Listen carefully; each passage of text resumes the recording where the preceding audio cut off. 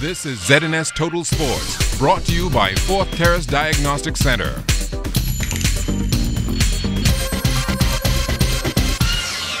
Welcome to sports, everybody. The Bahamas is quickly becoming a world-renowned sports tourism destination, and in the coming days, some history may also be made. We get that story tonight from Charles Fisher.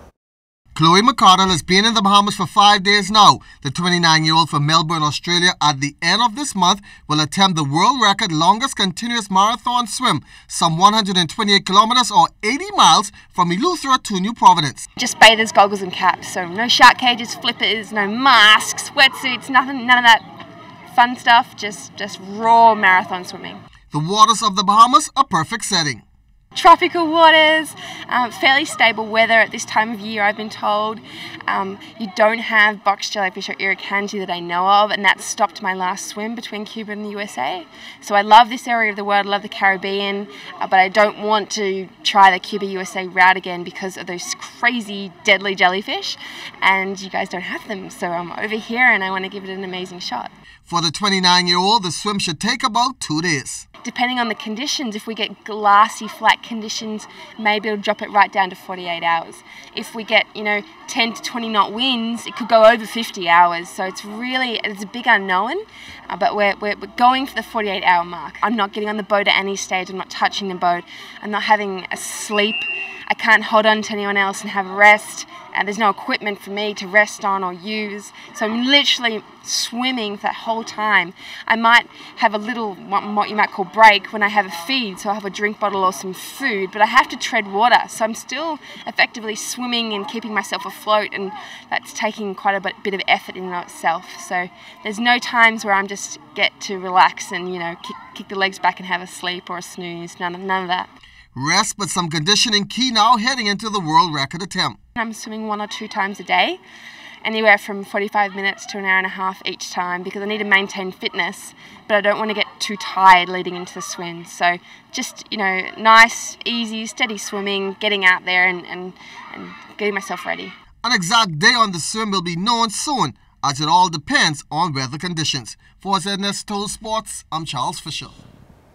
All right, thanks a lot, Charles. Well, the top men's and ladies softball teams from around the country will assemble here in the capital at the end of the month to battle for national bragging rights. And as Kelsey Johnson tells us, it's expected to be 4 fun-filled days. This year's Bahamas Softball Federation's round-robin tournament can very well be decided from the mound, as the country's best pitchers prepare to throw the heat, which should crown them champs. Looking at the men's division again, I'm emphasizing the men.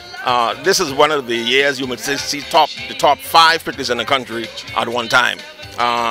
You might see the resurgence of Richard Johnson back in the softball. I was down in Eleuthera a couple of weeks ago, and lo and behold, there was Richard pitching in the game, although he came in relief.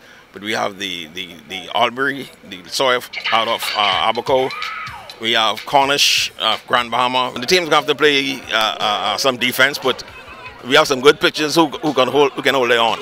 A games village will be set up for all participating teams. This, according to President Dorsett, will bring about unity and camaraderie. Notice the last couple of years as the round robin comes around, or even during the course of a season, like the association sought to get away from each other in terms of, I don't know whether the competition is causing that or what, but we just need to get back together as one softball unit.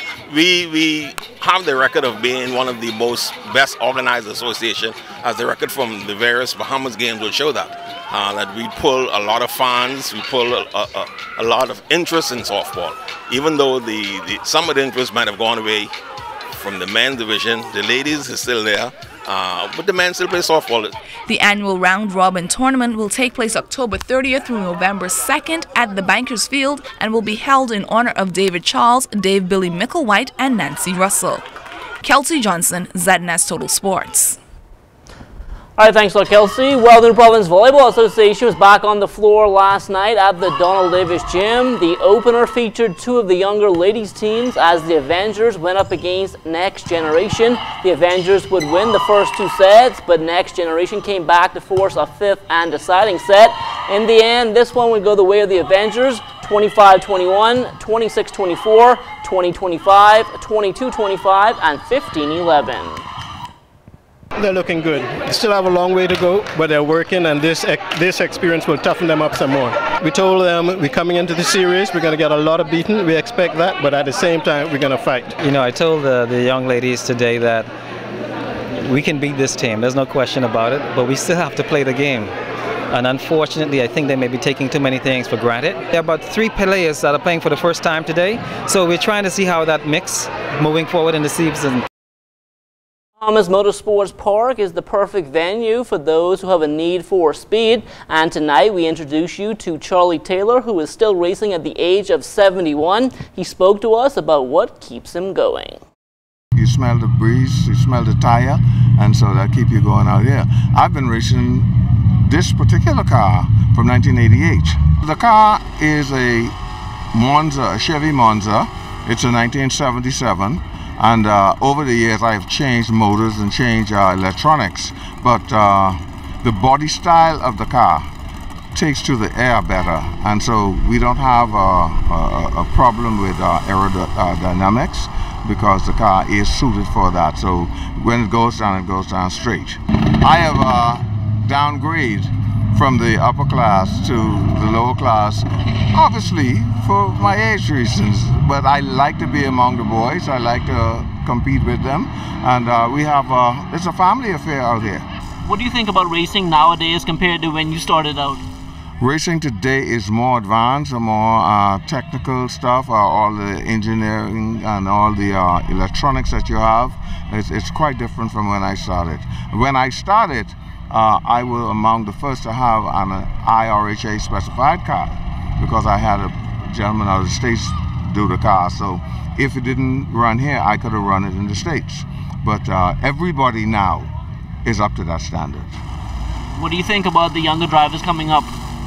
The younger drivers, especially those in the imports, they are up to date with all the electronics and everything that has to do with race motors and race equipment.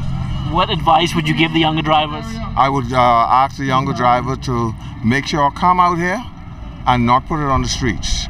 And always remember that it doesn't matter who wins. It's a matter of competing and have that competitive spirit.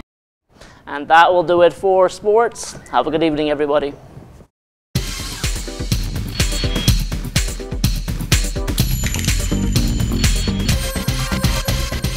This is ZNS Total Sports, brought to you by 4th Terrace Diagnostic Center.